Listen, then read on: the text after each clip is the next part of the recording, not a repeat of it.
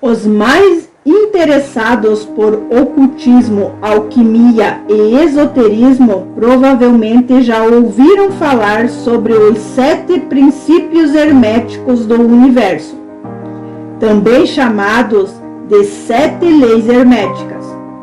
Porém, quem ainda não tem intimidade com o assunto pode ler a palavra hermético e associá-la imediatamente à expressão hermeticamente fechado, sem fazer relação alguma com a sua origem.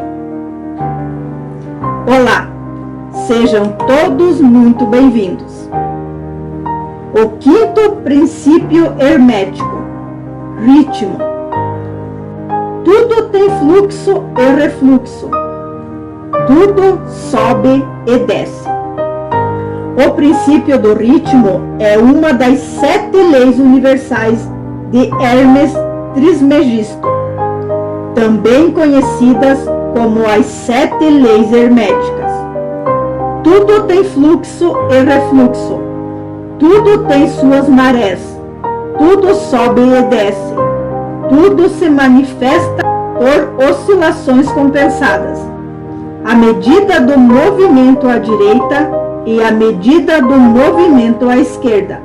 O ritmo é a compensação.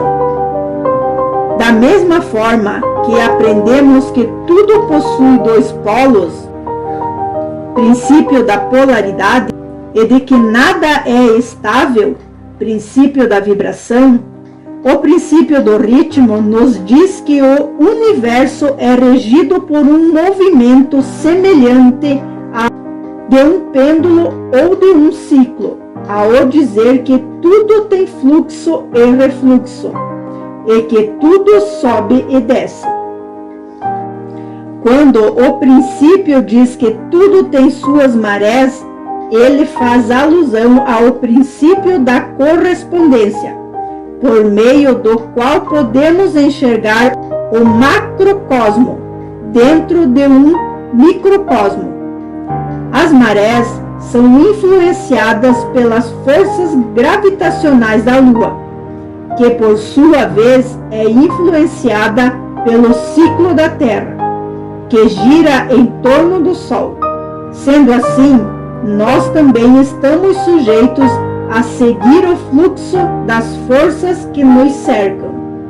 Ao final do princípio enunciado, descobrimos que o ritmo nada mais é do que uma forma de compensação. Sem ele, o todo fluiria de forma linear e viveríamos caminhando na direção de um único extremo da polaridade.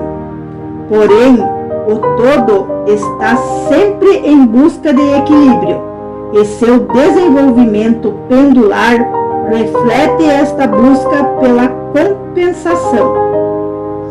As oscilações surgem, portanto, pois existem limites para cada extremo. Tudo oscila, inclusive nossa mente. E quando isso é compreendido, desenvolvemos o entendimento de que mesmo nos momentos difíceis terão o seu fim. A busca pelo equilíbrio é constante, mas apesar de ser possível que ele seja alcançado, o equilíbrio sempre será frágil e tende a ser efêmero. O princípio do ritmo e suas possíveis relações. Na ciência, os ciclos estão presentes em tudo o que observamos, desde o ciclo da vida até o ciclo das chuvas, que molham o solo, servem de alimento para as plantas e delas evaporam. Desde a antiguidade, as sociedades sempre se organizaram a partir de ciclos, das estações do ano, do plantio e da colheita, de monarquias e reinos. O ritmo é a lei que rege todos os ciclos, que podem ser vistos também em comportamentos da sociedade. O conservadorismo e o progressismo historicamente se alternam em instâncias de poder. A repetição dos ciclos também pode ser expressada por meio de comodismos que retornam, como a volta constante de elementos da moda antes considerados ultrapassados. Este princípio contém a verdade que em tudo se manifesta um movimento para diante e para trás, um fluxo e refluxo, um movimento de atração e repulsão, um movimento semelhante ao do pêndulo, uma maré enchente e uma maré vazante, uma maré alta e uma maré baixa.